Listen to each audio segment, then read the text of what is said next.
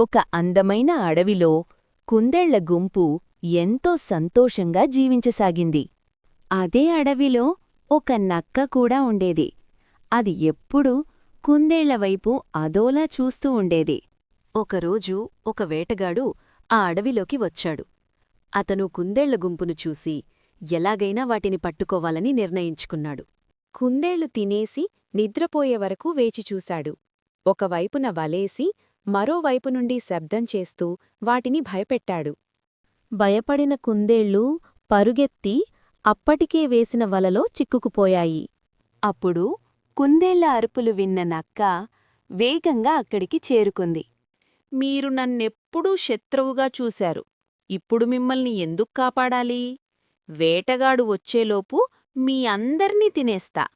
అది విని కుందేళ్లు భయంతో ఒకేసారి బలంగా ఒకవైపు నెట్టాయి.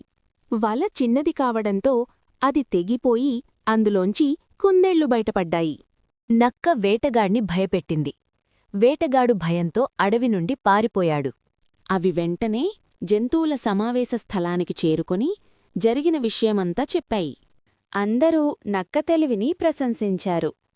కుందేళ్లు కూడా తమ పొరపాటును గ్రహించాయి.